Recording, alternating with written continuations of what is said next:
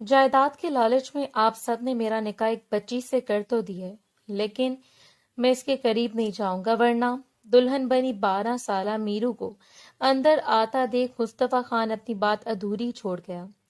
بچے تم اندر جاؤ۔ وہ اسے بڑوں کی باتوں سے دور رکھنا چاہتا تھا، مگر سفینہ بیگم کو یہ بات سخت ناگوار گزری۔ انہیں بیٹی کی خوشی سے زیادہ حویلی کے وقار کی پرواہ تھی۔ تمہیں میری بیٹی کی فکر ہے یا اپنی مردانہ کمزوری چھپا رہے ہو مصطفیٰ؟ ان کے بے باک لہجے پر مصطفیٰ کا خون کھول اٹھا۔ وہ بھاری قدموں سے چلتا اپنے کمرے میں پہنچا۔ ارادہ ایک ہی کربت میں سفینہ بیگم کو سبق سکھانے کا تھا، مگر کمرے میں داخل ہوتے میرو اس کے گلے سے لگ کر رونے لگی۔ لالا مجھے بچا لیں۔ وہ 22 سالہ خوبرو دلہا شدید اشتعال میں اندر داخل ہوا۔ غصے کے باعث اس کے چہرے کی رنگت سرخ تھی۔ کمرے میں سب بڑے موجود تھے، آغا جان، جلال صاحب، سدرا بیگم اور سفینہ بیگم۔ اب تو آپ سب کو آرام آ چکا ہوگا میرا اتنا تماشا بنا لینے کے بعد۔ وہ دھڑم سے صوفے پر بیٹھتے ہوئے پھنکارا اور جلال صاحب نے ناگواری سے اس کی جانب دیکھا۔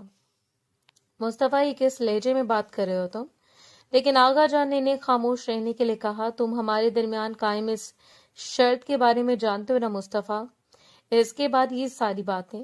آغا جان کی آواز بہت سنجیدہ تھی، وہی دھاک بٹھا دینے والا لہجہ۔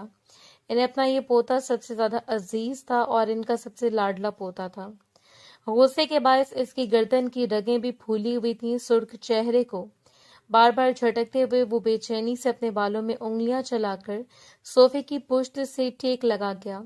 باہر جا کر دیکھیں لوگ کس طرح کی باتیں کر رہے ہیں۔ ایک 12 سال اور لڑکی کا نکاح ایک 22 سالہ جوان سے۔ اس کی حیرت کسی طور پر کم نہیں ہو رہی تھی۔ پچھلے 2 ہفتوں سے آغا جان نے رٹ لگائی اور بالآخر آج شام نہ صرف وہ اس کی منقوہ کے درجے پر فائز ہو چکی تھی، بلکہ رخصت ہو کر اس کے کمرے میں بھی پہنچا دی گئی۔ اس کا نازک سا سراپا پوری محفل میں اس کے لیے باعث شرمندگی بنا رہا۔ وہ بار بار خود کو ملامت کر رہا تھا، میں اس پر کوئی بحث نہیں سننا چاہتا مصطفیٰ، آج کے بعد تمہاری زبان سے یہ سب نہیں سنوں گا۔ سہارا لے کر اٹھتے ہوئے وہ اپنے کمرے میں جانے کی غرض سے باہر چلے گئے، جبکہ پیچھے پھیلے ہوئے سکوت کو پرسوچ نگاہوں کے تبادلے نے توڑا۔ اس کے پاس بیٹھے ہوئے جلال صاحب نے نرمی سے اس کے کندھے پر ہاتھ رکھا۔ یہ روایت برسوں سے ہمارے خاندان میں چلی آ رہی ہے، کچھ نیا نہیں ہوا جس کے لیے تم اتنا بھڑک رہے ہو مصطفیٰ۔ اتنا بھلا اپنا بیٹا عزیز نہیں تھا؟ جان سے بھی زیادہ عزیز تھا۔ انہیں ان کا بیٹا اس لیے اسے اس طرح پریشانی میں مبتلا نہیں دیکھ پا رہے تھے، جبکہ اسے یوں دیکھ کر سدرا بیگم بھی بے چینی سے پہلو بدل کر رہ گئے۔ بابا نکاح تک بات ٹھیک تھی، اس سے آگے وہ کیا کہہ رہا تھا وہاں بیٹھے سب لوگ بخوبی سمجھ رہے تھے۔ یہ کوئی انہونی بات نہیں ہے، نکاح کے بعد لڑکی کا اپنے شوہر کے پاس ہونا ایک فطری عمل ہے۔ اس ساری گفتگو میں پہلی بار سفینہ بیگم نے مداخلت کی تھی۔ چچی ماں پلیز، یہ سب کچھ پہلے ہی آپ کی زندگی کی وجہ سے ہوا ہے۔ زندگی میں پہلی بار سفینہ بیگم کو کسی نے ٹوکا۔ اس حویلی میں کوئی بھی انہیں ٹوکنے کی جرات نہیں کر سکتا تھا۔ مسئلہ یہ تھا کہ چند سال پہلے دلاور خان کا انتقال ہو گیا اور اس کے بعد دلاور خان کی حیثیت بھی انہیں حاصل تھی۔ دلاور کے ساتھ چاہے ان کی ازدواجی تعلقات بہتر نہیں رہے، دونوں کے درمیان بے نام سی محبت تھی، لیکن اس رشتے کی جڑ کو مضبوط کرنے کے لیے بات کافی تھی کہ وہ آغا جان کی بھانجی تھیں، اس لیے آغا جان کے ارد گرد منڈلانا اور آنے والے وقت میں حویلی پر راج کرنا بھی ان کا ایک بے بنیاد سا سپنا تھا۔ جو سپنا رہ جاتا یا حقیقت کا روپ دھار لیتا یہ کوئی نہیں جانتا۔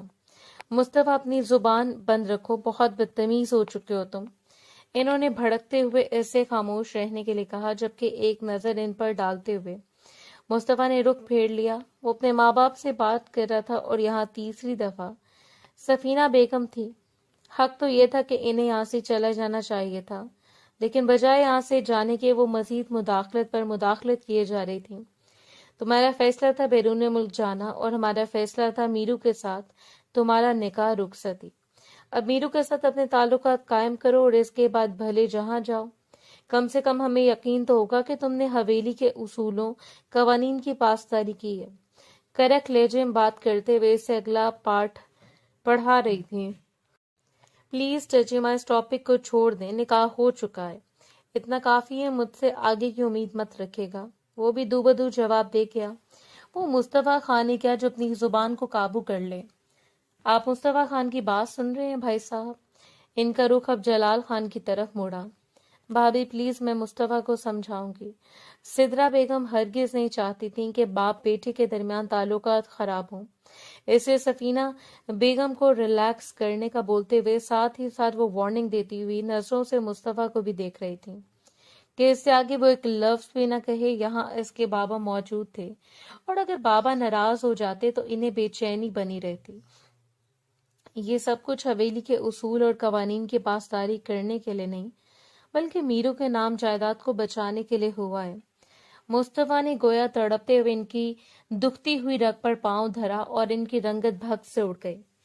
लेकिन इससे पहले कि हंगामा मजीद बढ़ता, कमरे का दरवाजा खुला और वो छोटी सी दुल्हन अपने शरारे को संभालती अंदर दाखिल हुई। सब लोग हैरत में मुब्तला हुए थे। अभी कुछ देर पहले ही इसे मुस्तफा खान के कमरे में भेजा गया था इसकी दुल्हन के रूप में, और अब वो मुस्तफा को या शायद किसी को भी ढूंढती यहाँ तक चली आई। सबके चेहरों पर हैरत देखकर वो एक लम्हे के लिए ठटकी और फिर नजरें घुमाकर सबको देखा था। सफीना बेगम की गुस्सीली नजरों से इसकी नजरें टकराई तो फौरन सर झुका गए और फिर नरमी से सिद्रा बेगम के करीब जाकर इनके कान के करीब सरगोशी की थी। सरगोशी भी इतनी बुलंद थी कि कमरे में मौजूद सब लोग सुन सकते थे। ताई अम्मी, मैं ये भारी कपड़ा उतार दूं, जेवर भी। अपने सुर्खो सफेद रंगत, फूले हुए गाल और छुटिया के साथ वो इतनी मासूम लग रही थी कि बेख्तियार इस पर प्यार आ जाए। हाँ मेरी जान, उतार दो। सिद्रा बेगम ने नरमी से इसके रुखसार को लबों से छू लिया। लबों को दांतों में दबाकर वो शौकी से मचलते हुए पीछे हटी और बाकायदा उछलते हुए इनकी बात को एंजॉय किया। इससे पहले कि वो यूं ही खुशी से पलट कर चली जाती, सफीना बेगम ने तेज नजरों से इसे घूरा। हरगिज नहीं, अपने कमरे में जाओ और जिस तरह मैंने तुम्हें कहा था बिस्तर पर बैठकर मुस्तफा का इंतजार करो। वो तुम्हारा दूल्हा है और इसकी इजाजत के बगैर तुम कुछ भी नहीं करोगी। सफीना बेगम की चिंघाड़ती हुई आवाज पर इसकी मुस्कुराहट मादूम हो गई। सिद्रा बेगम ने हैरत से इन्हें देखा। जलाल साहब की नजरें भी इसके चेहरे पर जमी हुई थीं, जबकि मुस्तफा को न जाने क्यों नागवार गुजरा। सफीना बेगम का ये रवैया, इसके साथ वो इनसे इतनी खौफजदा थी कि बोतल के जिन की तरह लम्हे भर में गायब हो गई और मुस्तफा देर तक इस दरवाजे को देखता रहा। अब तुम्हें भी कमरे में जाना चाहिए मुस्तफा, तुम्हारी दुल्हन तुम्हारा इंतजार कर रही है। वो बात को घुमाकर बार बार किस मरकज पर लाना चाह रही थी वो बखूबी समझ रहा था और हट दर्मी से उठते हुए इसने पलट कर बाप को देखा। बाबा, वो सिर्फ मेरे निकाह में है, बस। इसने वार्निंग देती हुई नजरों से सफीना बेगम को देखकर अपनी बात मुकम्मल की। इतनी छोटी लड़की से किसी भी तरह के रवैये की उम्मीद मत कीजिएगा, कम से कम इससे अपना बचपन एंजॉय करने दे। अपनी बात मुकम्मल करके इससे पहले कि वो कमरे से बाहर निकल जाता, सफीना बेगम के बेबाक से जुमले ने इसकी रगों में दौड़ते हुए खून की गर्दिश तेज कर दी थी। गुस्से से उबलती हुई निगाहों ने इन्हें देखकर वो वापस पलटा। मेरी बेटी के बचपन की आड़ लेकर तो अपनी कमजोरी तो नहीं छुपा रहे मुस्तफा?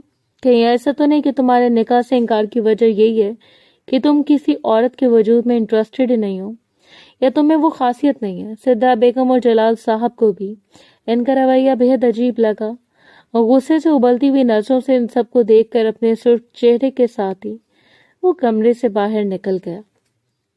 इसका जुनून बता रहा था कि ये बात इसकी अना पर वार करने के मुतरादिफ थी और सफीना बेगम ने इसकी अना पर ही तो वार किया था। चचा साईं ठीक कहते थे, आप इनकी मोहब्बत और हवेली के एहसानात के काबिल ही नहीं थी। चची माँ, आपको और आपकी बेटी को बताना पड़ेगा कि मुझ में कौन सी खासियत मौजूद है। खुद में बड़बड़ाते हुए वो अपने गुस्से को जायल करने की कोशिश कर रहा था, लेकिन गुस्से का उबाल इस कदर तेज था कि किसी सूरत भी कम होने का नाम नहीं ले रहा था। काफी देर वो बेमकसद ही वहां टहलता रहा और फिर मजबूत कदम उठाते हुए अपने कमरे की जाने पड़ गया। इसने जो कुछ सोचा था, जो इस मासूम लड़की के हक में बेहतर था, अगर निकाह हो भी चुका तो मजीद ताल्लुकात के लिए वो ना ही तैयार था और ना ही इस पर कोई जुल्म करना चाहता था। یہ اس کے بچپن کے دن تھے، انہیں روند کر وہ اس کی معصومیت برباد نہیں کر سکتا تھا، لیکن اس وقت اس کے ارادے کو کچھ اور ہی تھے۔ کمرے کا ماحول اتنا خمار آلود تھا کہ اس کے جذبات پر بری طرح حاوی ہوا۔ کمرے میں جا بجا رکھے ہوئے پھول اور بستر پر بیٹھی ہوئی وہ پھول سی لڑکی بیڈ پر ڈیسک کے قریب بیٹھنے کے بجائے وہ سامنے صوفے پر ٹیک لگا کر بیٹھ گیا۔ غصہ اس کی نس نس پر سوار تھا، ایک ضد اور جنون، اور ایسی حالت میں بھی وہ ممکنہ کوشش کر رہا تھا کہ وہ سامنے بیٹھی ہوئی لڑکی پر تیز نظر ڈال کر اسے خوفزدہ نہ کرے۔ سختی سے مٹھیاں بھینچتے اور کھولتے اس نے اپنے اندر کی وحشت کو کم کرنا چاہا۔ جب وہ معصوم سی کم عمر دلہن بیڈ کے نیچے اتر کر اس کے قریب آ کر بیٹھ گئی، مصطفیٰ نے رخ موڑ کر اس کی جانب دیکھا۔ معصوم سی بادامی آنکھوں سے مصطفیٰ کی گہری سی آنکھیں ٹکرائی تو ایک لمحے کے لیے وہ ذرا سی دور ہوئی۔ خان لالا، اپنے لبوں کو باہم جوڑتے ہوئے اس نے نرمی سے اسے پکارا تھا اور مصطفیٰ کے ماتھے پر بل پڑے۔ میں یہ بھاری لباس چینج کر لوں آپ؟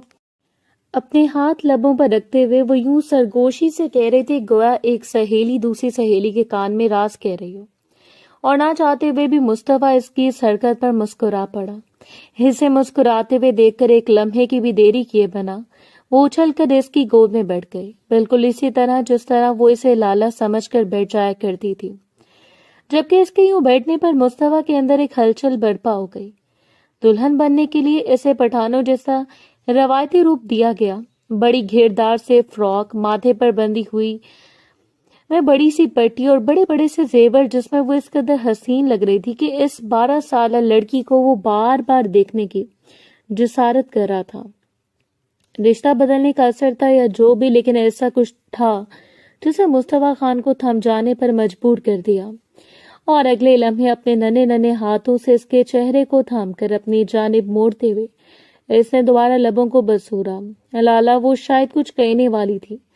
مصطفیٰ نے اپنا ہاتھ مضبوطی سے انگلی اس کی لبوں پر جما دیا۔ آج سے تم مجھے خان سے کہو گے لالا نے، وہ بالکل آہستگی سے اسے سمجھا رہا تھا، جبکہ اپنی نازک کلائیوں سے چوڑیاں اتارتے ہوئے اس نے جیسے اس کی بات کو ایک کان سے سنا اور دوسرے سے نکال دیا۔ امی جان نے کہا ہے کہ اب میں آپ کے کمرے میں رہا کروں گی آپ کے ساتھ، کیا ایسا ہی ہے؟ اپنی آنکھوں کو مٹکاتے ہوئے وہ دوبارہ سوال کر رہی تھی، اور مصطفیٰ نے اس بات میں سر ہلا دیا۔ کیوں بھلا؟ اس کی معصومانہ سوالات شروع ہو چکے تھے۔ خود کو دیکھو، تم میری دلہن بن کر یہاں آئی ہو، وہ بھی پہلی بار۔ اسے میری دلہن سے مخاطب کر رہا تھا، حالانکہ کچھ لمحے پہلے وہ جتنا آگ بگولا تھا اس وقت اس کا سارا غصہ ہوا ہو چکا تھا۔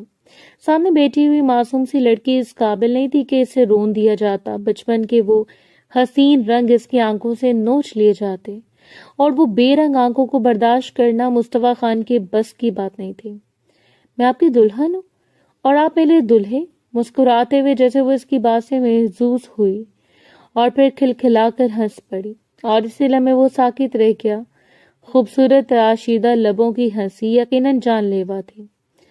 وہ خود بھی کوئی بھرپور جوان مرد نہیں تھا، 22 سالہ لڑکا جسے اپنا مستقبل سنوارنا تھا، جس کی سپنے بہت بڑے بڑے تھے، اور اس لمحے اپنے سامنے بیٹھی ہوئی لڑکی کے بارے میں اس کے خیالات بدل چکے تھے۔ وہ اس کی بیوی تھی، صرف اس کی، اور اس بات کو تسلیم کرنے میں اسے ایک لمحہ نہیں لگا تھا۔ اس کے گلے میں بازو ڈال کر وہ اس کے کندھے پر سر رکھ کر اس کا امتحان لے رہی تھی۔ جاؤ اور جا کر کپڑے بدل لو، اس کے بعد تمہیں سونا چاہیے۔ وہ اسے خود سے دور کر رہا تھا، نہیں چاہتا تھا کہ جذبات کے منہ زور سمندر کے آگے وہ بے بس ہو جائے۔ اگر آپ میرے دلہے ہیں تو پھر مجھے اس طرح سلائیں جس طرح حمزہ کو امی جان سلایا کرتی ہیں۔ وہ اپنی 7 سالہ بھائی کا تذکرہ کر رہی تھی، جسے سفینہ بیگم نہ جانے کس طرح سلاتی تھی، اور وہ آس بھری نظروں سے انہیں دیکھتی رہتی۔ کیسے سلاتی ہیں امی جان حمزہ کو؟ اس کے سوال پر ایک عجیب سی اداسی اس کے چہرے پر حائل ہو گئی۔ اسے اپنے بازوں میں تھام کر اس کی بالوں میں انگلیاں چلاتے ہوئے اور ساتھ ہی ساتھ لوری سنا کر ایک معصومانہ خواہش پر مصطفیٰ خان اس کے ماتھے کو لبوں سے چھو لیا، اور مصطفیٰ کی حرکت پر وہ جہاں پہلے حیران ہوئی تھی وہیں اگلے لمحے گلنار ہو کر اس کی گود سے اٹھ کھڑی ہوئی۔ کچھ ایسا تھا جسے اس کے دل نے محسوس کر لیا تھا۔ کچھ ہی دیر کے بعد وہ کپڑے بدل کر آئی، پنک کلر کی ڈھیلی ڈھالی شرٹ کے نیچے ٹراؤزر اور ساتھ میں چھوٹا سا ہم رنگ دوپٹہ۔ دوپٹہ اوڑھنے کے بارے میں تو انہیں بچپن سے سکھا دیا جاتا ہے، بلکہ خان حویلی میں موجود لڑکیوں کی کئی گٹھی میں بات شامل کی جاتی ہے، اور شاید یہی وجہ تھی کہ وہ ہر وقت اسے دوپٹے میں نظر آیا کرتی۔ اچھل کر وہ بستر پر جا گری۔ آ جائیں دلہا جی۔ سر اٹھا کر اس نے آہستگی سے اسے پکارا، اور اس کے دلہا جی مخاطب کرنے پر وہ سر پیٹ کر رہ گیا۔ تو مجھے مصطفیٰ کہہ سکتی ہو؟ وہ آہستہ آہستہ اس کے قریب آ رہا تھا، اور اپنی بڑی بڑی آنکھوں کو کھولے وہ مصطفیٰ کو دیکھتی رہ گئی۔ اللہ، میں آپ کا نام کیسے لوں گی؟ اس نے اپنے گول آنکھوں کو گھماتے ہوئے گویا اس کی بات کو نظر انداز کیا۔ پھر خان صاحب کیسا رہے گا؟ اب اس کے قریب بستر پر بیٹھ گیا تھا۔ اس کے بازوں کو اپنے دونوں ہاتھوں میں دبوچتے ہوئے وہ ان کے ساتھ لگ گئے۔ مصطفیٰ اس کے لیے ایسا ہی تھا جیسے کہ پہلے رشتے کس طرح بدلا، کس طرح حدود بدل چکی تھی، ان باتوں سے وہ بھی متعارف نہیں ہوئی۔ بس آہستہ آہستہ وہ اس کے بالوں میں انگلیاں چلاتا گیا اور اسے اپنے اسکول کی فرینڈز اور اپنی باقی مشکلوں کے بارے میں بتاتا رہا۔ وہ آہستہ آہستہ نیند کی وادیوں میں اترتی چلی جا رہی تھی۔ وہ بڑے انہماک سے اس کے چہرے کو دیکھ رہا تھا، اور ایک معصوم اور شفاف چہرہ جس پر سے پاکیزگی چھائی ہوئی تھی، جو بھی بچپن میں لپٹا ہوا تھا، چھوٹی سی گول مٹول سی لڑکی۔ ان کے من کو اتنا بھائی کہ بے اختیار ہی جھکتے ہوئے اس نے ایک بار پھر اس کے ماتھے کو لبوں سے چھو لیا، اور پھر اس کے قریب اٹھتے ہوئے کپڑے تبدیل کرنے چلا گیا۔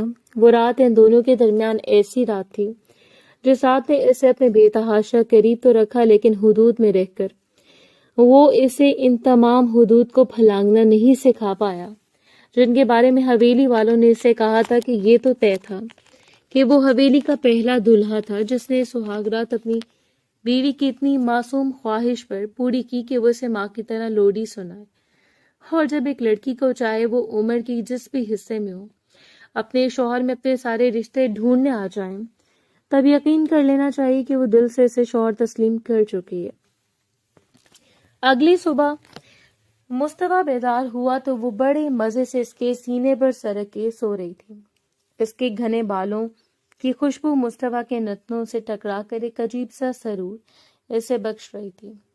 دلکشی سے مسکراتے ہوئے اس نے اپنے بالوں میں انگلیاں چلا کر انہیں سلجھایا۔ وہ چپ چاپ اس کے قریب سے اٹھ گیا۔ وہ ابھی تک اوندھے منہ گری نیند میں پڑی تھی۔ ہلکے سے گلابی لب کھلے ہوئے تھے، جبکہ آنکھیں مکمل طور پر بند، پشت پر بکھرے ہوئے بال اور بھرا بھرا سا وجود۔ اس پر ایک نظر ڈالتے ہوئے وہ فریش ہونے چلا گیا۔ کچھ دیر کے بعد واپس آ کر اسے بیدار کرنے کے لیے اس کے کندھے کو آہستگی سے ہلایا تو وہ قسم سا کر کروٹ بدل گئی۔ جلدی سے تیار ہو کر نیچے آ جاؤ خانم، میں ناشتے کی میز پر تمہارا انتظار کر رہا ہوں۔ اس نے بس ایک ہی بار کہا اور مقابل نے پٹ سے اپنی سرخ آنکھوں کو کھول دیا۔ نیند ابھی تک اس کی آنکھوں میں ہلکوڑے لے رہی تھی۔ 2 قدم پیچھے ہٹتے ہوئے وہ دلکشی سے اسے دیکھ کر مسکراتے ہوئے کمرے سے باہر نکل گیا۔ نیچے ناشتے کی ٹیبل پر سب لوگ موجود تھے۔ سربراہی کرسی ہمیشہ کی طرح آغا جان نے سنبھال رکھی تھی۔ اسے حشاش بشاش نیچے اترتا ہوا دیکھ کر جہاں معنی خیز نظروں کا تبادلہ ہوا، وہیں آغا جان کے چہرے پر ایک دلکشی تھی۔ مسکراہٹ اتر آئی۔ رات وہ جتنے غصے میں لگ رہا تھا، اس سے کوئی بعید نہیں تھا کہ وہ اس لڑکی کو کمرے سے باہر نکال دیتا، لیکن اس وقت اس کے چہرے کا اطمینان کوئی اور کہانی سنا رہا تھا۔ سب کو سلام کرتے ہوئے وہ کرسی گھسیٹ کر بیٹھ گیا۔ نئی زندگی کی پہلی اور مبارک صبح مبارک ہو۔ برخوردار سب سے پہلے آغا جان نے کی تھی۔ اس نے ہلکا سا سر کو جھکا کر ان کی مبارکباد کو وصول کیا، اور سفینہ بیگم دیر تک اس کے چہرے کو کھوجتی نظروں سے دیکھتی رہی۔ تمہاری بیوی کہاں ہے مصطفیٰ خان؟ اسے بھی ساتھ نیچے لے آتے۔ بالآخر ان سے رہا نہیں گیا۔ جی فریش ہو کر آ رہی ہے، بس مختصر سی بات۔ اس نے بات ختم کر دی۔ سدرا بیگم اسے ناشتہ دے رہی تھی، جبکہ جلال صاحب کے ساتھ وہ ہلکی پھلکی بات چیت کرتے ہوئے باقی سب کو مکمل نظر انداز کیے ہوئے تھا۔ تبھی وہ اپنے کمرے سے نکل کر سیڑھیوں تک آئی، اور پھر اچھل کر سیڑھیاں اترتی نیچے آنے لگی۔ ایک لمحے کے لیے وہ سب کی توجہ کا مرکز بنی۔ وہی بے وقوفانہ حرکتیں، وہی بچپنا، یہ سب کچھ وہ بھلا کیسے چھوڑ سکتی تھی؟ آخری زینے پر رک کر اسے اچھلتے ہوئے چھلانگ لگا دی، اور پھر ہاتھ جھاڑتے ہوئے مسکرا کر آغا جان کو گلے سے لگا لیا۔ صبح بخیر آغا جان۔ اس کی یہی شوخیاں چلبلا انداز تو حویلی کی جان تھا، اور یہی چیز سب کے چہروں پر مسکراہٹ بکھیر دیتی تھی۔ میں نے تمہیں کتنی بار سمجھایا، اب تم بڑی ہو چکی ہو، تمہاری شادی ہو گئی ہے، تمہیں آرام سے اپنے شوہر سے پہلے بیدار ہو کر نیچے آ جانا چاہیے۔ صفیہ بیگم نے ہمیشہ کی طرح اسے ٹوک دیا۔ اس کی مسکراہٹ لمحے بھر کو معدوم ہوئی تھی۔ پھر مصطفیٰ نے اسے دیکھتے ہوئے ہاتھ کے اشارے سے اپنی جانب بلا لیا۔ اس کی کوئی ضرورت نہیں ہے چچی ماں، وہ جس طرح آنا چاہے آ سکتی ہے۔ میں نہیں چاہتا کہ اس رشتے کی زنجیریں اس کے پیروں کی رکاوٹ بنے۔ ابھی اس کا بچپن آئے۔ تمہاری چچی ماں ٹھیک کہہ رہی ہیں، میرو کو خود پر توجہ کی ضرورت ہے۔ جلال صاحب نے بھی نرمی سے اسے سمجھایا۔ کیوں بابا، یہ رشتہ آپ سب کی مرضی سے ہوا ہے، اس میں میرو کو کوئی قصور نہیں ہے۔ وہ اپنے بچپن کو جیسے جینا چاہے گی جیے گی، میں اس کے ساتھ ہوں۔ اور اپنے پوتے کی ہٹ درمی پر اسے فخریہ انداز میں دیکھتے ہوئے آغا جان ہنس پڑے۔ ٹھیک ہے، برخودار جیسے تمہاری بیوی چاہے رہے، لیکن سب کا جینا حرام نہ کرے۔ انہوں نے بات کو ہنسی میں ٹال دیا تھا اور وہ بھی مسکراتے ہوئے سر جھکا گیا۔ وہ ساتھ بیٹھی اتنے مزے سے ناشتہ کر رہی تھی جیسے کہ مرکز گفتگو وہ نہ ہو۔ پاس بیٹھی ہوئی منال جوس کا گلاس ختم کرتے ہوئے اٹھ کھڑی ہوئی۔ ٹھیک ہے، میں جا رہی ہوں، خدا حافظ۔ اپنا بیگ اپنے کندھے پر ڈالتے ہوئے وہ دروازے کی جانب بڑھ گئی جہاں ڈرائیور اس کا منتظر تھا، اور وہ دیر تک حسرت سے منال کی پشت کو دیکھتی رہ گئی۔ منال مصطفیٰ کی بہن تھی اور عمر میں مصطفیٰ سے تقریباً 5 سال چھوٹی تھی۔ اپنے میٹرک کمپلیٹ کرنے کے بعد اس نے کالج جانا شروع کر دیا تھا، اور شاید وہ حویلی کی پہلی لڑکی تھی جس نے کالج میں قدم رکھا۔ میرو، آج کا دن تو ضائع ہو گیا، لیکن کل سے تم بھی تیار رہنا، میں صبح تمہیں خود اسکول چھوڑنے جاؤں گا۔ یہ اس شخص کا نیا انکشاف تھا۔ سب لوگوں نے حیرت سے ایک دوسرے کی جانب دیکھا۔ میرو اب کیسے اسکول جا سکتی ہے؟ اس بار مداخلت پھر سفینہ بیگم کی طرف سے ہوئی تھی۔ اس کے معاملے میں ہر بار وہ بات کرتی تھی، شاید اس لیے کہ وہ خود کو میرو کا نگہبان سمجھتی تھی۔ حالانکہ حقیقت یہ تھی کہ وہ ان کی نہیں بلکہ منزہ بیگم کی بیٹی تھی، جن کا انتقال میرو کی پیدائش کے فوراً بعد ہو گیا تھا، اور دلاور صاحب کی زندگی میں اور میرو کی ماں بن کر وہ اس وقت حویلی میں آئی تھی جب میرو 2 سال کی تھی۔ دلاور صاحب نے اپنی مرضی سے منزہ بیگم سے شادی کی۔ حالانکہ خاندان کی روایات کے مطابق ان کی منگنی پہلے ہی سفینہ بیگم سے ہو چکی تھی، جو کہ آغا جان کی بھانجی تھی۔ خاندان میں اچھا خاصا ہنگامہ ہوا تھا، اتنا بڑا ہنگامہ کہ آغا جان نے دلاور خان کو آگ کرنے کی دھمکی دی تھی، لیکن وہ پھر بھی باز نہیں آئے، اور تب ان کی ضد ان کے سامنے ہار مانتے ہوئے آغا جان کو ان کی پسند کو قبول کرنا پڑا۔ یہ مقدر کا کھیل تھا یا جو بھی، ایک ہنسی خوشی رہنے والا جوڑا جن کے درمیان محبت پہلے سے بڑھتی جا رہی تھی۔ انہوں نے جب اپنی پہلی بیٹی کو اپنے ہاتھوں میں لیا، ٹھیک اس کے 2 گھنٹے بعد طبیعت زیادہ بگڑنے کی وجہ سے منزہ بیگم کی ڈیتھ ہو گئی، اور یہ دلاور خان کے لیے اتنا بڑا دھچکا تھا کہ پھر وہ ساری زندگی اس دھچکے سے باہر نہیں نکل پائے۔ یہ سب لوگوں کی کوششوں کے باوجود 2 سالوں کے بعد ان کی زندگی میں سفینہ بیگم کی آمد ہوئی۔ وہی مغروری، وہی انا اور ضد تو پہلے سے بڑھ چکی تھی۔ وہ بھلا اس دکھ کو کیسے فراموش کر سکتی تھی کہ منزہ بیگم کے انتخاب کے لیے دلاور خان نے انہیں ٹھکرا دیا تھا، اور شاید پھر ساری عمر اس کا بدلہ انہوں نے میرو سے لیا۔ وجہ یہ تھی کہ وہ آج تک میرو کو وہ مقام نہیں دے پائے جو کہ حمزہ کو حاصل تھا، وہ بھی اس لیے کہ حمزہ ان کی سگی اولاد تھا۔ 4 سال پہلے دلاور خان کی حادثے میں ہونے والی موت نے انہیں ایک بار پھر منزہ بیگم سے جا ملوایا، اور سفینہ بیگم خالی ہاتھ رہ گئی۔ جہاں وہ معصوم سی لڑکی پہلے اپنے باپ کی محبت کے حصار میں رہا کرتی، سر سے باپ کا سایہ اٹھا تو مکمل طور پر سفینہ بیگم کی دسترس میں آ گئی، جنہوں نے روایتی عورتوں کی طرح اسے مار پیٹ کا نشانہ تو نہیں بنایا، نہ ہی آغا جان کے سامنے وہ کوئی ایسی حرکت کر سکتی تھی، لیکن ایک بے وجہ سے ضد، روک ٹوک اور پابندیاں اور دوری، یہ ساری باتوں نے مل کر انہیں میرو سے بہت دور کر دیا تھا۔ وگرنہ شاید ہی کوئی ماں اس بات کے لیے راضی ہو جاتی کہ وہ اپنی 12 سالہ بچی کو نہ صرف کسی کے نکاح میں دے دے بلکہ رخصت کروا کر اس کے کمرے میں بھی بھیج دے، اور پھر بیجا ضد کہ وہ اس کے ساتھ تعلقات قائم کرے تاکہ اسے مکمل طور پر اس کی بیوی کا درجہ حاصل ہو جائے۔ میرو اب میری بیوی ہے، اس لیے میں چاہتا ہوں کہ کوئی بھی اس پر بلا وجہ روک ٹوک نہ کرے۔ مصطفیٰ خان نے کہہ دیا۔ ایک لمحے کے لیے سفینہ بیگم کی رنگت بھگ سے اڑ گئی۔ میں ماں ہوں، اس کی آنکھوں نے یاد دہانی کروانا چاہیے۔ میں جانتا ہوں چچی ماں، لیکن اب میں اس کا شوہر ہوں اور یہ وہی کرے گی جو میں چاہوں گا۔ آغا جان، میرو کل سے اسکول جائے گی اور یہاں دوسری مرتبہ اس نے اپنی بیوی کے لیے سٹینڈ لیا تھا۔ ایک ایسا مرد ثابت ہو رہا تھا جسے عورتوں کو اپنے پیروں تلے کچلنا نہیں آتا، لیکن ایک گہری خاموشی چھا گئی۔ کسی نے بھی بغاوت کے لیے آواز نہیں اٹھائی۔ اگر وہ اپنی بیوی کو پڑھانا چاہتا تھا، اسے خود مختار بنا رہا تھا، تو کسی کو بھی اعتراض نہیں ہو سکتا تھا۔ جبکہ دوبارہ اسکول جانے کا سن کر وہ تو کسی پھول کی طرح کھل گئی۔ تم نے اپنے بارے میں کیا سوچا ہے؟ جلال خان نے اسے دیکھتے ہوئے پوچھ لیا، اور اس نے سر اٹھا کر ابا جان کی طرف دیکھا تھا۔ آپ سب جانتے ہیں میرا آگے کیا کرنے والا ہوں۔ وہ انہیں اپنے منصوبوں سے آگاہ کر رہا تھا۔ وہ سب تو ٹھیک ہے، لیکن اب تم پر ذمہ داری ہے، تمہاری فیملی ہے، کہ اس کے باوجود بھی تمہارا فیصلہ وہی ہے؟ آغا جان کے پوچھنے پر وہ ہلکا سا مسکراتے ہوئے اس بات میں سر ہلا گیا۔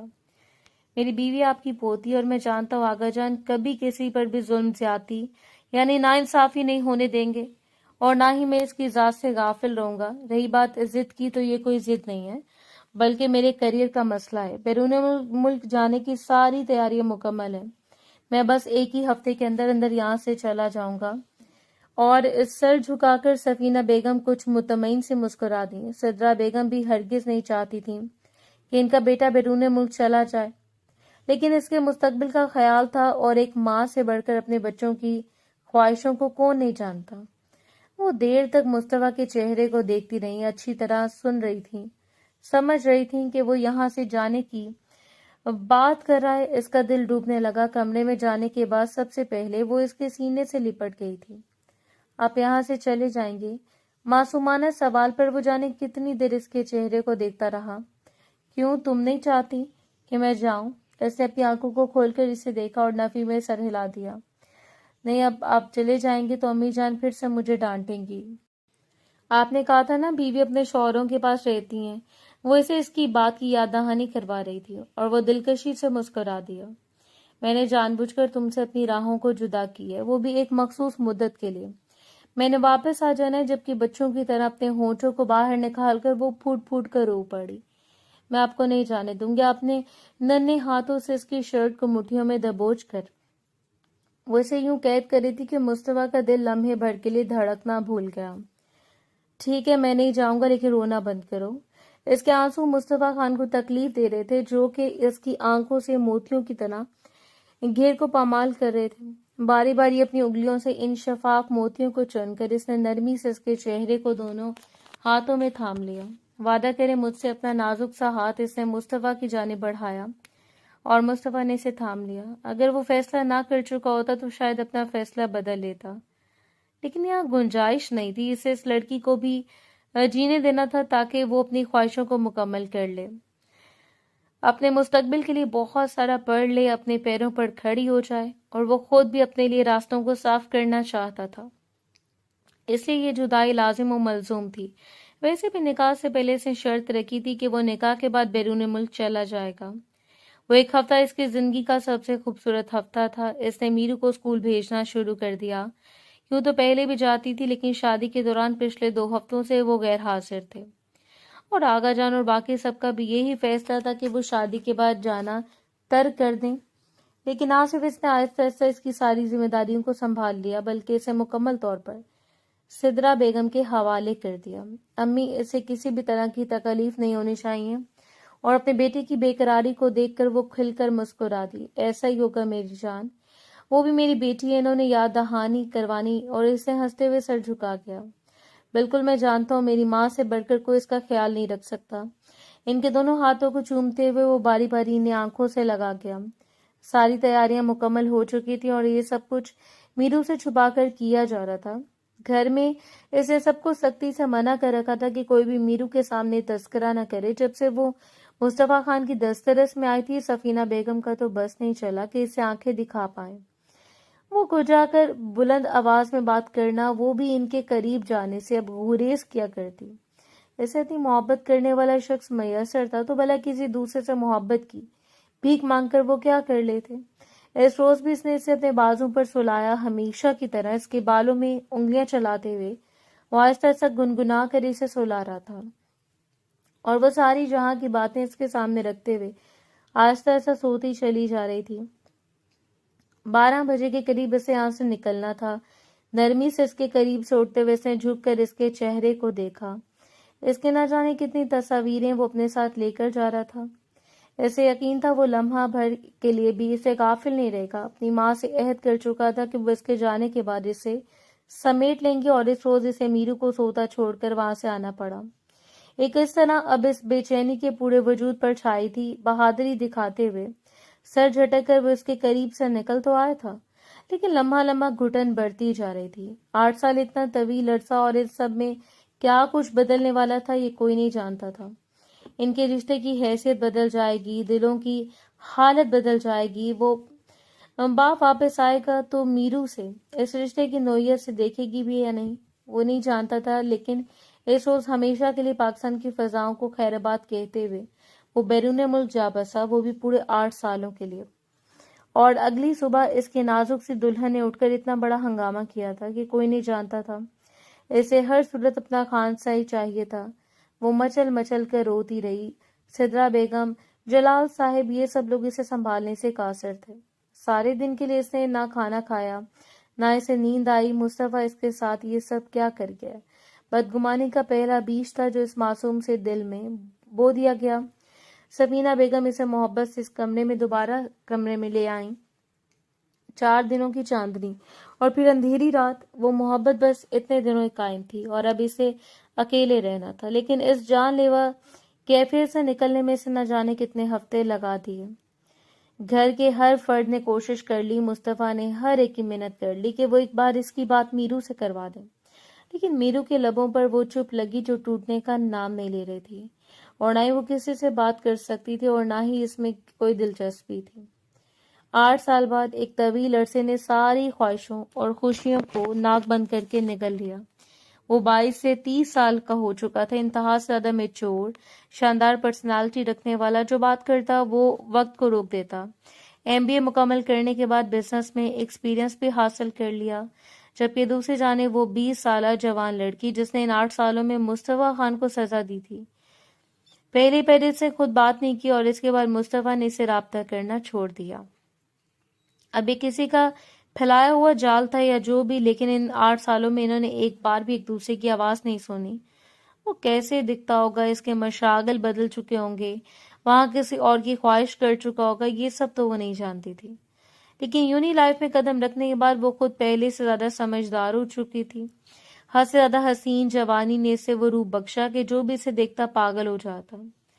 نہ جانے کتنے لوگ تھے جو اس پر دل ہارنے کے لیے تیار تھے، لیکن اس نے خود کو کسی کی امانت سمجھ کر رکھا ہوا تھا۔ وہ امانت تھی مصطفیٰ خان کی امانت، جو اپنی امانت ان لوگوں میں چھوڑ کر چلا گیا جو اسے ٹھیک سے سنبھال بھی نہیں پائے۔ سفینہ بیگم نے دوبارہ اسے اپنی لپیٹ میں لے کر رکھا تھا، بس ہر بات پر روک ٹوک، ہر بات پر اپنی مرضی مسلط کرنا، یہ چند ایسے عوامل تھے جس نے اسے ضدی اور خود سر بنا دیا۔ مغربی ہواؤں نے جیسے اس کے حسین چہرے کو چھو کر خود کو معتبر کر لیا۔ کھڑکی کو بند کرتے ہوئے واپس پلٹ آئے، اپنے بالوں میں انگلیاں چلاتے ہوئے صوفے پر گر کر خود کو آرام دلایا تھا۔ اس کی کالی چمکتی ہوئی آنکھوں کا اثر ایسا تھا جو بھی اسے دیکھتا دیوانگی میں کھو جاتا۔ نہ جانے کتنی حسینائیں تھیں جو اس کے سامنے اپنے دل کا نذرانہ پیش کرنے کے لیے مری جا رہی تھیں، لیکن اسے بے صبری سے انتظار تھا یہاں سے واپس جانے کا۔ واپس جانے کے بعد سب نے پہلے اس لڑکی کو دیکھنے کا، اس سے ڈھیر ساری باتیں کرنے کا، اور پچھلے 8 سالوں کی ساری بے چینیوں اور بےتابیوں کے حساب کتاب کرنے کا۔ اگلی صبح اس کی فلائٹ تھی، وہ پاکستان واپس آ رہا تھا۔ گھر میں تو بارہا سب کو آگاہ کر چکا تھا، لیکن جسے حقیقی طور پر آگاہ کرنا تھا، نہ جانے کیوں وہ اس کی ذات سے غافل ہو چکی تھی۔ اس نے سدرا بیگم سے کہہ دیا تھا کہ میرو کو بتایا جائے، لیکن سدرا بیگم کی بے وجہ سے خاموشی سے مزید کچھ کہنے نہیں دیتی۔ یہ تو جا کر ہی پتہ چلتا کہ حالات وہاں پر کتنے بگڑ چکے تھے۔ وہ جسے جس طرح معصوم چھوڑ کر آیا تھا وہ ویسی ہی تھی، یا حالات کی تیز ہواؤں نے اسے بگاڑ ڈالا؟ تمہارا یہ فیصلہ سراسر غلط ہے میرو، تمہیں کم سے کم اتنا تو سوچنا چاہیے۔ منال اس کی بات سن کر بھڑک اٹھی، لیکن اپنے بالوں کو جوڑے میں مقید کیے وہ بس چپ چاپ آنکھیں مٹکاتی بیٹھی رہی۔ اور تمہارے بھائی کا فیصلہ کیا؟ وہ ٹھیک تھا، یہاں آ کر منال ہمیشہ خاموش ہو جاتی۔ منال آپی، آپ انصاف کیوں نہیں کرتی؟ انہوں نے جو کچھ میرے ساتھ کیا اس کا بدلہ یہ بنتا ہے، اور حقیقت یہ کہ میں مصطفیٰ خان سے نہیں ملوں گی۔ اس کا فیصلہ گھر والوں کی مرضی کے خلاف تھا، لیکن اس سے سب کو یہ کہہ کر خاموش کروا دیا کہ وہ مصطفیٰ خان کی بیوی، اور مصطفیٰ خان نے سختی سے منع کیا کسی کو بھی اس پر اپنی مرضی مسلط کرنے کے لیے۔ بھائی سے ساتھ تمہارے معاملات بگڑ جائیں گے، تم ان کے غصے سے خوب واقف ہو۔ پہلے تم نے 8 سالوں کے لیے ان سے کوئی رابطہ نہیں کیا، اور اب اس نے افسردگی سے سر اٹھایا۔ میں نے رابطہ نہیں کیا، یا انہوں نے خود امی جان سے کہا تھا کہ وہ مجھ سے کوئی رابطہ نہیں رکھنا چاہتے؟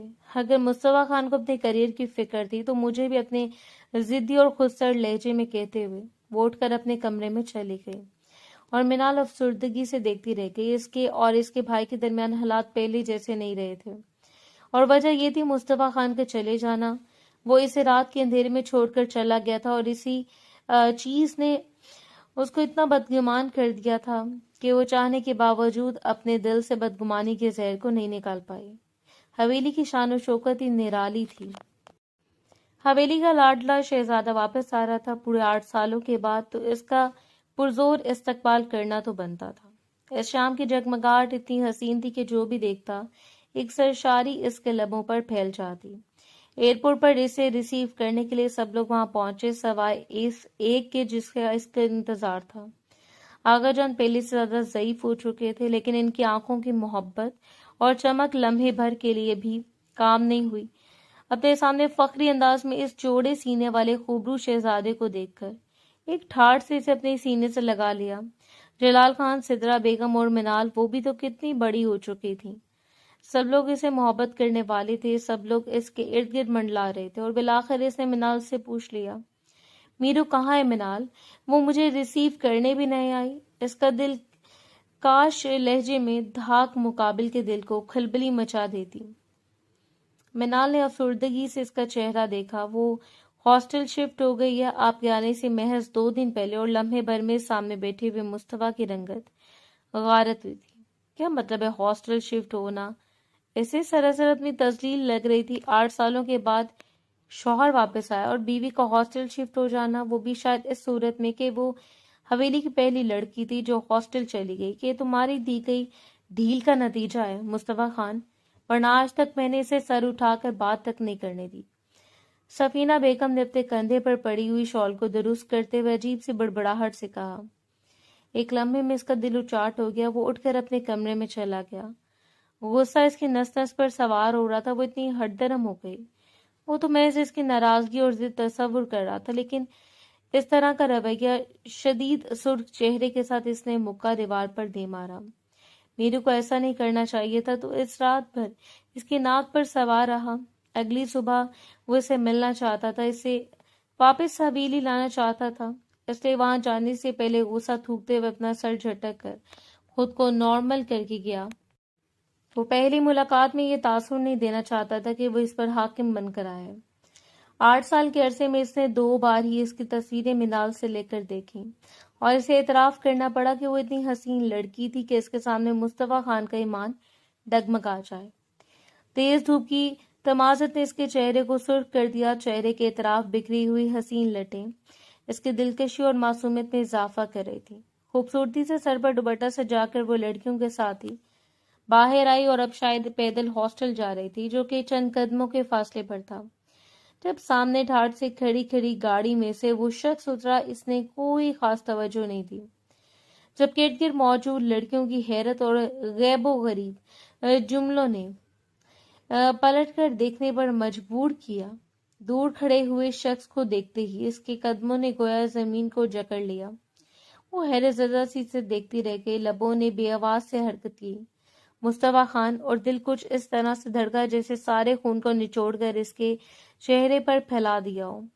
آنکھوں پر گوگلز لگائے وہ اس کے قریب آ رہا تھا، قریب کہ ایسے لگا وہ سانس نہیں لے پائے گی۔ آنکھیں بے وجہ بھیگنے لگی، اس کی نظریں ایک لمحے کے لیے بھی نہیں ہٹ پائیں جب تک کہ وہ اس کے بالکل سامنے آ کر کھڑا نہیں ہو گیا۔ وہ ڈائریکٹ اس کی آنکھوں میں دیکھ رہا تھا، اور ایک دوسرے کو دیکھتے ہوئے ایک لمحے کے لیے وہ سارے جہاں سے بیگانے ہو گئے۔ حیرت ہے مسز انا، آپ کو میرے پاس آنا چاہیے تھا، لیکن پھر بھی بندہ ناچیز حاضر ہو گیا۔ دلکشی سے لبوں کا کونا کھینچ کر وہ مسکرایا، اور اس نازک سی لڑکی کے دل نے ہارٹ بیٹ مس کی تھی، اپنی پلکوں کو جھپکاتے ہوئے اس نے ایک نظر ادھر ادھر دیکھا اور پھر پلٹ کر جانے لگی جب مصطفیٰ نے آگے بڑھ کر اس کے بازوں کو پکڑ لیا۔ میرو، یہ کیا طریقہ ہے؟ وہ آہستگی سے بڑبڑایا اور میرو نے جھٹکتے ہوئے اپنا بازو اس کی قید سے آزاد کروا لیا تھا۔ وہی طریقہ ہے مصطفیٰ خان جو آپ نے اپنایا تھا۔ مجھے نہیں جانا تھا حویلی آپ کے ساتھ۔ وہ گیا اس کی آمد سے پہچان گئی تھی کہ وہ اسے اپنے ساتھ لے جانے کے لیے آیا ہے۔ دونوں کا لہجہ سخت لیکن آواز اتنی آہستہ تھی کہ لبوں کی بڑبڑاہٹ صرف ان کے کانوں تک جا رہی تھی۔ تبھی یونیورسٹی کا ذیشان آگے بڑھا۔ خدا جانے سے کون سی ہیرو پنتی زور سے آئی تھی کہ مصطفیٰ خان سے پنگا لے بیٹھا۔ خدا نے اسے اصل اچھی شکل و صورت دی، پیسہ ہے تو کیا یہاں کر لڑکیاں چھیڑو گے؟ وہ آگے بڑھا تھا اور مصطفیٰ نے سرخ نظروں سے اسے امیروں کی طرف دیکھا جو اچھا خاصا پریشان ہو چکی تھی۔ تم درمیان میں دخل اندازی مت کرو لڑکے۔ اس 24 سالہ لڑکے کو پیچھے دھکیلتے ہوئے وہ دوبارہ میرو کی جانب متوجہ ہوا۔ جب ذیشان نے سختی سے اس کا بازو پکڑا اور اس نے ہاتھ گھما کر وہی ہاتھ اس کے منہ پر دے مارا تھا اور وہ اچھل کر دور جا گرا۔ میں نے کہا کہ اب میرے قریب مت آنا ورنہ جان سے جاؤ گے تم۔ یہ مہرین مصطفیٰ خان ہے، مصطفیٰ خان کی بیوی، یعنی کہ میری بیوی۔ پورے حق سے اسے اپنی بیوی کے طور پر متعارف کروانے کے بعد وہ اس روز اسے کھینچ تان کر حویلی واپس لے آیا تھا۔ اس کی ضد، انا، غصہ، ہر ایک چیز کو پس پش ڈالتے ہوئے اس روز اس بار پھر منانے کے لیے اسے اپنے قریب کھینچ لیا۔ بس کرو جانا، اب جانے بھی دو۔ جبکہ میرو رخ موڑتے ہوئے اپنی پلکوں کو جھپکا کر آنسوؤں کو نگلا۔ کیسے جانے دو مصطفیٰ خان؟ 8 سال مجھ سے وعدہ کرنے کے باوجود مجھے چھوڑ کر چلے جانا، وہ بھی رات کے اندھیرے میں، اور پھر بات تک نہ کرنا، اور آپ کہہ رہے ہیں کہ جانے دو؟ اتنا آسان ہے کیا؟ اور اس کے چہرے کو دونوں ہاتھوں میں تھامتے ہوئے وہ اس کے رخساروں پر اپنے لب رکھ گیا۔ پہلی بار محبت بھرا لمس محسوس کرتے وہ مکمل سرخیوں میں نہا گئی تھی۔ مصطفیٰ خان اچھلتے ہوئے دل کے ساتھ وہ بے اختیار 2 قدم پیچھے ہٹی۔ مصطفیٰ کی جان جس طرح اچھل اچھل کر میری گود میں آ بیٹھتی تھی، اگر کسی دن میں اپنا ضبط کھو دیتا تو تمہاری معصومیت کو رون دیتا، اور حویلی والوں کے کیا تقاضے تھے یہ بھی تم نہیں جانتی۔ وہ اسے بے بسی سے سمجھا رہا تھا۔ میرا دل نہیں مانتا اس بات کو۔ آپ نہیں جانتے میں نے کیا کچھ برداشت کی ہے۔ وہ رو پڑی، جبکہ اس کے آنسو پر باری باری لب رکھتے ہوئے اس نے نرمی سے اس کے ہاتھوں کو تھام لیا تھا۔ اب میں تمہارے پاس ہوں، تمہارے پہلو میں کھڑا ہوں، کبھی نہ چھوڑ کے جانے کے لیے۔ اور اس نے سختی سے اپنے ہاتھوں کو چھڑوا لیا۔ کسی روز رات کے اندھیرے میں بھاگ گئے تو؟ وہ کسی صورت بھی سے یوں بخشنے والوں میں سے نہیں تھی۔ اگر بھاگ گیا تو پھر واپس نہیں آؤں گا۔ اور وہ بس اسے دیکھتے ہوئے کمرے سے باہر نکل گئی۔ اس روز اس نے خود آغا جان سے کہا تھا کہ رخصتی کی تیاریاں شروع کر دیں۔ وہ جلد سے جلد میرو کو رخصت کروا کے اپنے کمرے میں لانا چاہتا ہے، تبھی اسے اپنی دسترس میں لینے کے بعد ساری ناراضگی کو ختم کر دے گا۔ حویلی میں رخصتی کی تیاریاں زور و شور سے ہونے لگیں اور اس نے کوئی خاص رد عمل نہیں دیا تھا۔ حقیقت تو یہ تھی کہ وہ دل سے کبھی اس شخص سے ناراض رہ نہیں سکتی تھی جس کا انتظار اس نے 8 سال کی ہے۔ کون سی رات اسے یاد نہیں کیا تھا، اس لمحے وہ اس کی یاد سے غافل رہی۔ کس شام اس کا انتظار نہیں کیا، اور آج جب محبوب اس کے بہت قریب تھا تو بھلا وہ کس طرح اسے نظر انداز کر کے چلی جاتی۔ سب لوگوں نے اسے کہا کہ وہ مصطفیٰ کے ساتھ جا کر اپنی شاپنگ کر کے آئے، لیکن یہ بھی ناراضگی کا اظہار تھا کہ اسے سارا معاملہ ان پر چھوڑ دیا، اور اس کی ساری شاپنگ مصطفیٰ نے خود کی تھی۔ ایک جوڑا اپنی مرضی سے بنوایا، رخصتی کے ایام سے 1 ہفتہ پہلے ہی۔ وہ اس کی نظروں سے غائب ہو گئی اور وہ اسے دیکھنے کے لیے جس قدر تڑپا رہا، لیکن اسے دیکھنے کی اجازت نہیں تھی، کیونکہ بقول حویلی کے مکینوں کے دلہن کو روپ نہیں آتا، اس لیے دلہے سے چھپ کر رہنا ضروری ہے۔ اس روز وہ زرد رنگ کی انارکلی فراک میں اس کے پہلو میں آ کر بیٹھی، ہاتھوں میں خوبصورت گجرے، ہلکا پھلکا سا میک اپ جس نے اس کے حسن کو 4 چاند لگا دیے تھے۔ وہ ایک دوسرے کے قریب بیٹھے گویا ایک دوسرے کو مکمل کر رہے تھے۔ سب لوگ جانتے تھے کہ چاہے رخ سے پہلے ہو چکی، لیکن مصطفیٰ نے اس رخصتی کو تسلیم نہیں کیا، اور ابھی تک ان دونوں کے درمیان ایسا کوئی رشتہ نہیں تھا۔ اس نے باقاعدہ رسم و رواج کے ساتھ ایک بار پھر اسے رخصت کر کے مصطفیٰ کے کمرے تک پہنچانا تھا۔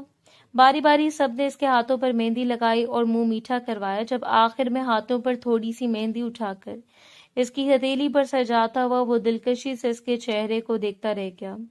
آج تو بالکل آپ ذرا لگ رہی ہو میری اپسرا۔ جسے قریب سے دیکھنے کے لیے میں رات تک صبر نہیں کر سکتا۔ وہ حیرانگی سے پلکیں اٹھا کر اسے دیکھتی رہ گئی۔ وہ جو کسی کو بھاؤ نہیں ڈالتا تھا، اس کے سامنے یوں مجنوں دیوانہ بن جاتا کہ وہ گمسم سی رہ جاتی اور بامشکل اپنی مبہم سی ہنسی کو دباتے ہوئے پلکوں کو جھکا گیا۔ تمہیں میری حالت زار پر ہنسنا آ رہا ہے، حیرت بیگم؟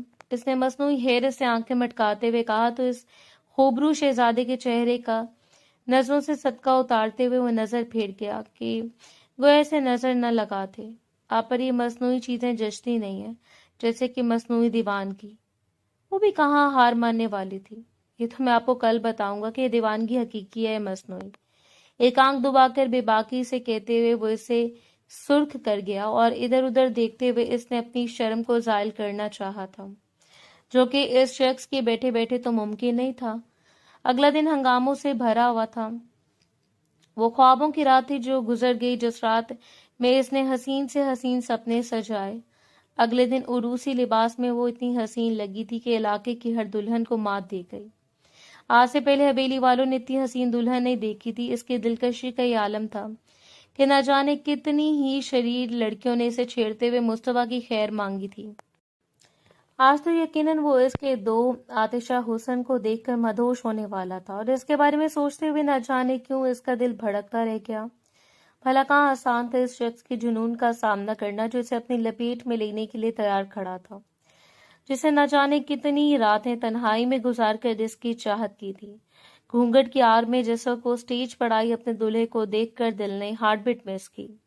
وہ بھی کسی سے کم نہیں لگ رہا تھا، علاقائی لباس میں ہر ایک نظر کو مات دیے ہوئے تھا۔ سٹیج کے قریب پہنچ کر اس نے اپنے قدموں کو روک لیا، جبکہ وہ مسکراتے ہوئے آگے بڑھا اور اس کا ہاتھ تھام کر اسے سٹیج تک لے آیا تھا۔ محبت سے اس کا گھونگھٹ اتار کر اس نے چاند سے جگمگاتے ہوئے چہرے کو دیکھا اور پھر زیر لب ماشاءاللہ دہراتی ہوئی نظروں کو پھیر لیا تھا۔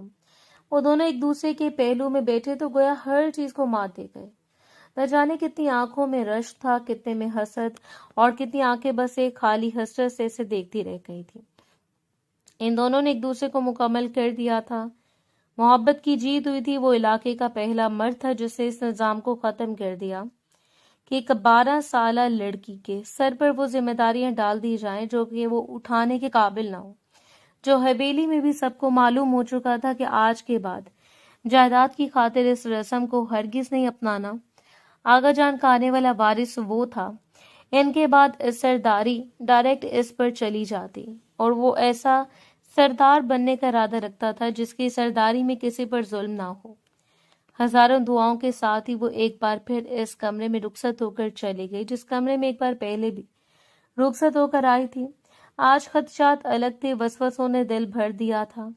آنے والے لمحات اسے بے چین کیے بیٹھے تھے۔ پھولوں کی سیج میں وہ نازک سی کلی انہی کا حصہ لگ رہی تھی، خوشبو سے لپٹا ہوا وجود جو کسی کو پاگل کرنے کے لیے کافی ہو۔ رات کی تنہائی اور مصطفیٰ کا جنون۔ وہ بھاری قدم اٹھاتے ہوئے کمرے میں داخل ہوا تو بے اختیار اس نے اپنی سانسوں اور دھڑکنوں کو روک لیا۔ آہستگی سے مسکراتے ہوئے وہ اس کے قریب بیٹھ گیا۔ اب تک ناراضگی ختم ہو چکی ہوگی محترمہ، یا پھر مزید کچھ کرنا پڑے گا؟ گہری ہوتی ہوئی مسکراہٹ کے ساتھ وہ اس کے معصوم چہرے پر نظر ڈالتا اسے اپنے قریب کر گیا۔ نرمی سے اس کی سراہی دار گردن کو بھاری ہار سے آزاد کرواتے ہوئے اسے قسم سانی پر مجبور کرا تھا۔ مصطفیٰ پلیز، آہستگی سے بڑبڑائی اور مصطفیٰ نے اسے اپنے اوپر گرا لیا۔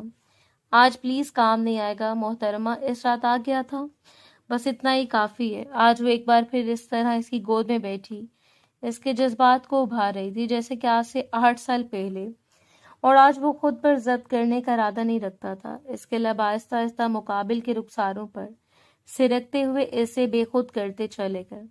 اس کے رخساروں میں اس کی گردن تک آیا اور پھر اسے خود میں سمٹ جانے پر مجبور کرتا ہوا وہ اس پر سایہ فگن ہوا تھا۔ تم اتنی خوبصورت ہو کہ میں تمہیں ہر لمحہ چاہ سکتا ہوں، ہر پل تم سے محبت کر سکتا ہوں۔ اس دل کو اگر چیر کر بھی دیکھو تو صرف تمہارا نام ہوگا۔ اتنے خوبصورت اقرار پر سرشار ہوتے ہوئے وہ نرمی سے مسکرائی اور مصطفیٰ نے اس کے مسکراتے ہوئے لبوں کو اپنی دسترس میں لے لیا۔ حسین لب ایک دوسرے میں پیوست تھے اور سانسوں کو ابلتا ہوا شور انہیں پاگل کر رہا تھا۔ وہ سرخ چہرے کے ساتھ اپنی آنکھوں کو بند کرتے ہوئے مکمل طور پر خود کو اس شخص کے حوالے کر رہی تھی۔ جو اسے سمیٹنا جانتا تھا، جس نے محبت کی تھی اور پھر اس محبت کو نبھایا بھی، جس نے اس حسین سے رشتے کا بھرم رکھا۔ مجھے بہت ڈر لگ رہا ہے۔ ڈرتے ہوئے اس کے سینے میں منہ چھپا کر اس نے اپنی پناہ چاہی تو کھلکھلا کر ہنستے ہوئے وہ اسے خود میں سمیٹتا چلا گیا۔ حالانکہ آج ڈرنے کی رات نہیں، آج تو محبت کرنے کی رات ہے۔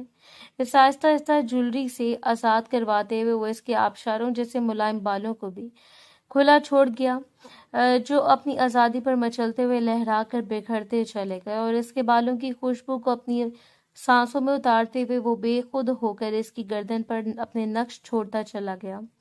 دور کہیں دور چاند بادلوں میں چھپتے ہوئے گویا انہیں تنہائی کے لمحات میسر کر رہا تھا۔ دونوں کی سانسوں کی بکھرتی ہوئی خوشبو انہیں پاگل کر رہی تھی۔ دھڑکتے ہوئے دل گویا یکجان ہو گئے۔ وہ دونوں ایک دوسرے میں پیوست ہو چکے تھے، ایک دوسرے کی نس نس میں سما کر ایک دوسرے میں گردش کر رہے تھے، اور یہی تو محبت کی خوبصورتی ہوتی ہے۔